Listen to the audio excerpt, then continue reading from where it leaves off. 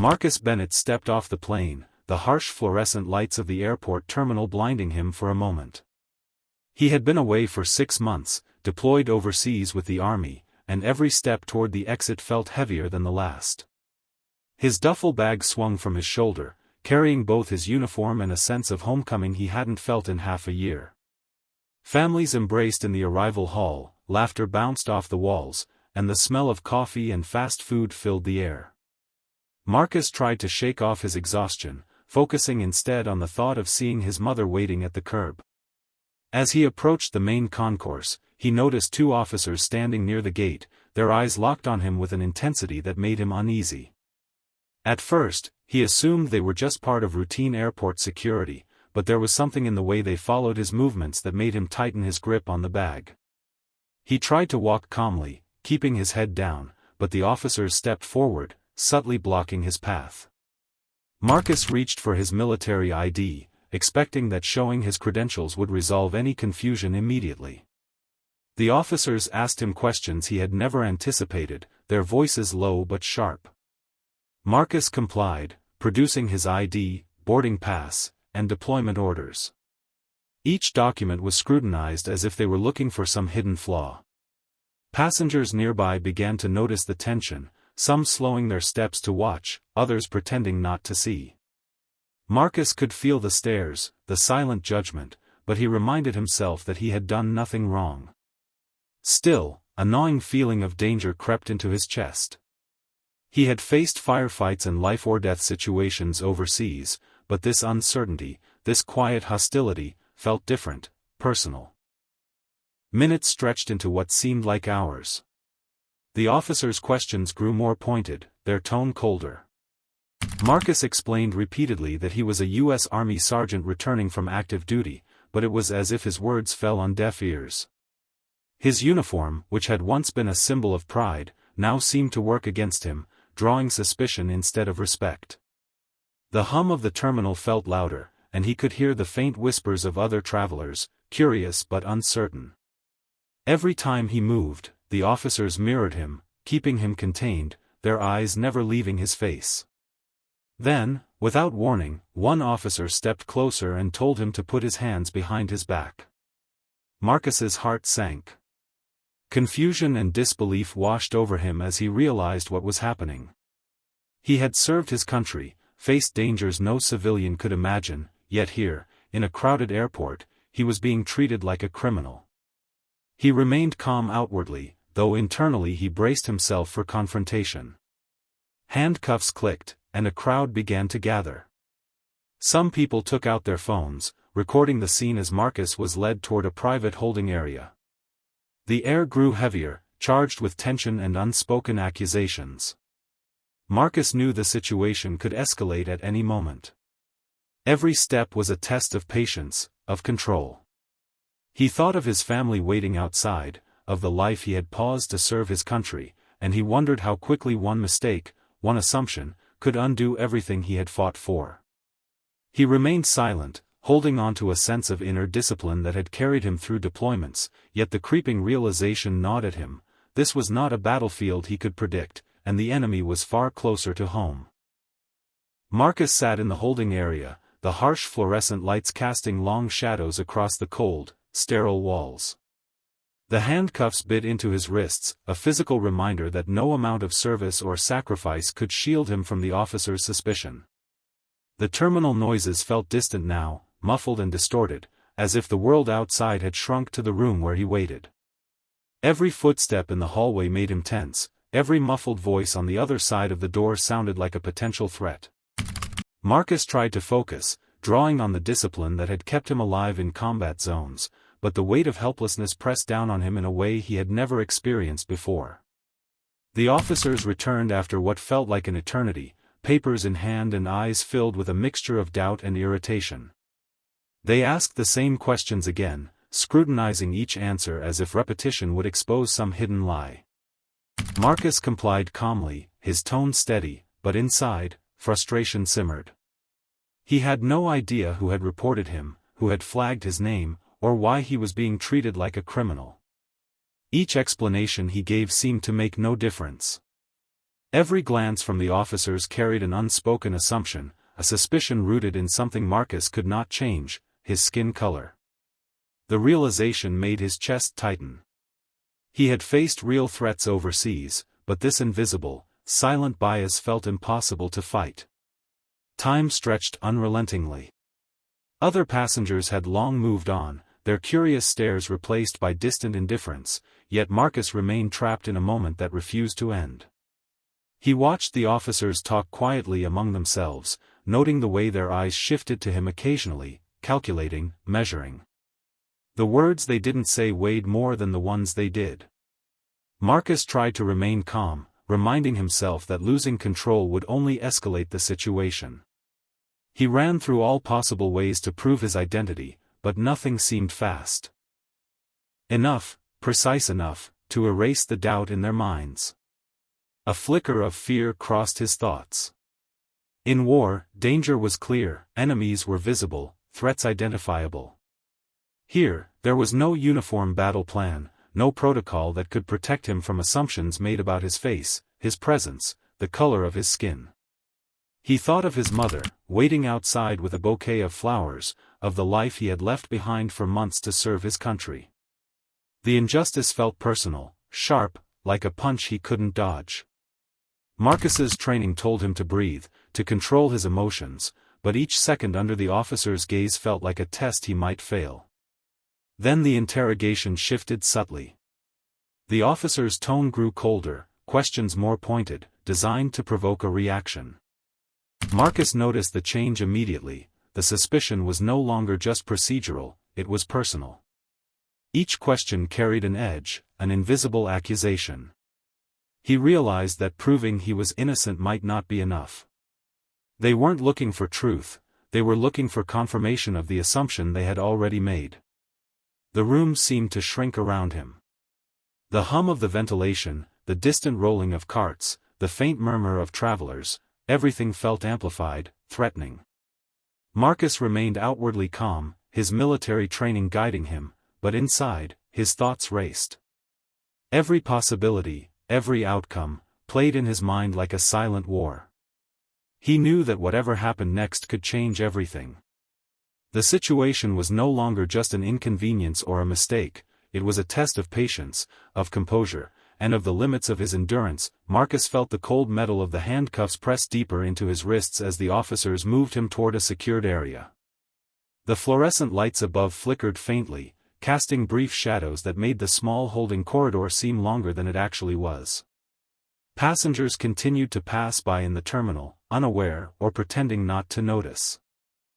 Faced in combat. Then came the moment that shattered the fragile control Marcus had maintained. One of the officers, frustrated and impatient, leaned closer and indicated that he was being officially placed under arrest. Marcus felt a jolt of disbelief and anger. Handcuffed, stripped of the dignity his service demanded, he was led toward a room he could not see, toward consequences he had not earned. The crowd outside the holding area began to notice, murmurs rising as onlookers questioned what was happening. Phones emerged, capturing the moment, freezing him in a frame that he could not erase. Marcus kept his head high, refusing to show panic, though his heart pounded relentlessly. Every step was heavy, every breath a struggle to maintain composure. The officer's eyes never left him, and he understood in that moment that this was more than a misunderstanding. It was a test of patience, resilience, and strength against a force he could not predict or fight with skill alone.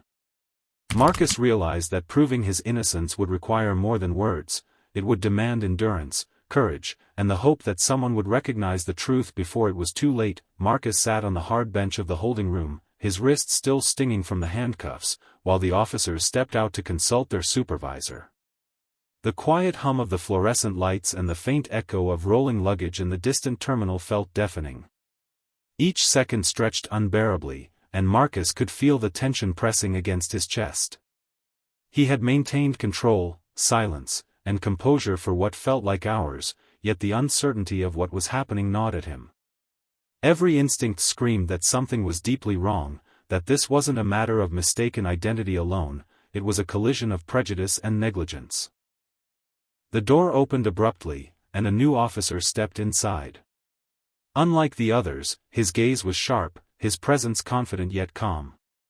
He didn't ask the routine questions or interrogate Marcus. Instead, he looked at the military ID and then at Marcus himself, and recognition flashed across his face. Marcus's heart skipped a beat as the new officer's eyes widened with realization.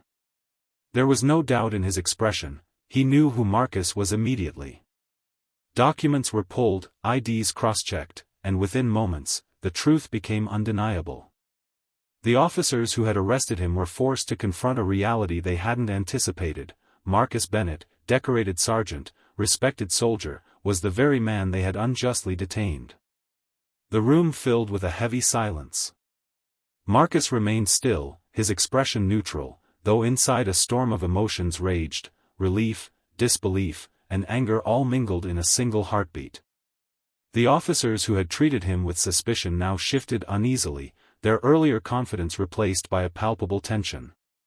Marcus had waited calmly, trusting in his own discipline and the truth, and now that truth had shattered the assumptions that had led to his arrest. It was a moment of vindication, but it carried no immediate comfort. The humiliation, the fear, the public spectacle, these could not be erased by recognition alone. As the new officer explained Marcus's identity to his colleagues, their earlier hostility faltered. The words, "decorated Army Sergeant," repeated in the room, each syllable landing heavier than the last. Marcus could see the shift in their demeanor, confusion, embarrassment, shame. The officers who had handcuffed him now looked like strangers to themselves, caught between accountability and denial. Marcus's military training had taught him patience in the face of uncertainty, but even he could not have prepared for the weight of watching people reconcile their mistakes so publicly. Outside the holding area, the murmurs of onlookers and the faint click of phone cameras continued, capturing fragments of a story that was rapidly becoming larger than Marcus alone.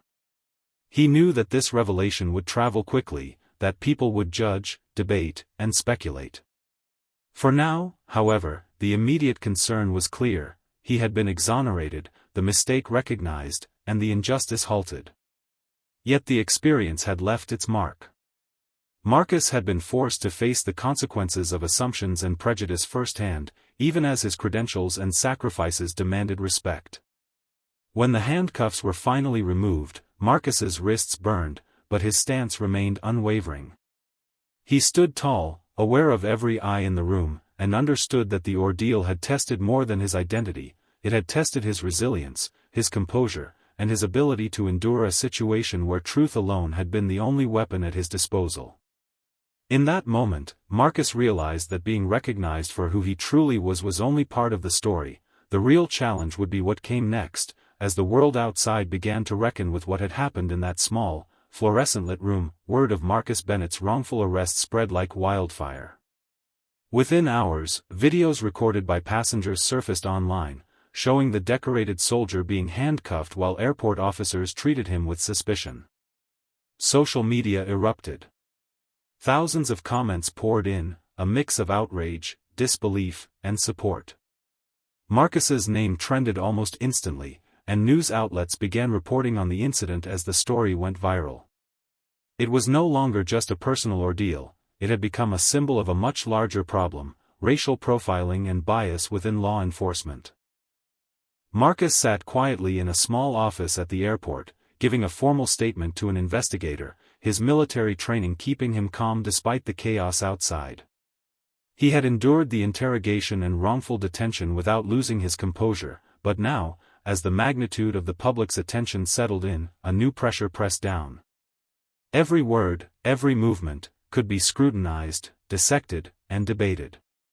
Marcus understood that he was no longer just himself, he had become a representation of fairness, justice, and the fight against prejudice.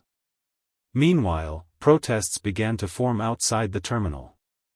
People held signs demanding accountability and justice, chanting Marcus's name in unison. Veterans, civilians, and activists joined together, their voices echoing through the airport parking lot. News helicopters circled above, broadcasting images of the growing crowd. Marcus could feel the intensity of the moment even from inside, knowing that his story had struck a chord across the nation. What had started as a routine airport return had ignited a firestorm, forcing people to confront uncomfortable truths about assumptions, authority, and racial bias. The airport administration scrambled to respond.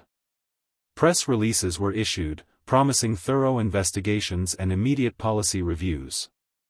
Airport officers involved in the arrest were placed on administrative leave, while internal audits of identification procedures and security protocols were launched. Marcus, though personally vindicated, could see the broader implications.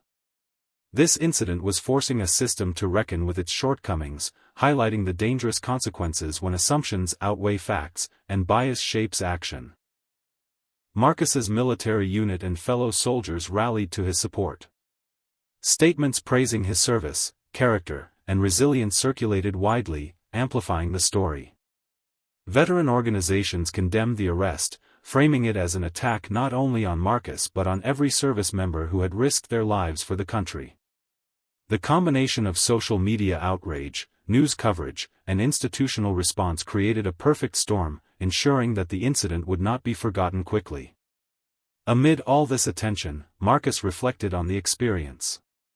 The arrest had been humiliating, painful, and deeply unsettling, but it had also exposed something important: the fragility of justice in the face of bias, and the strength required to endure it.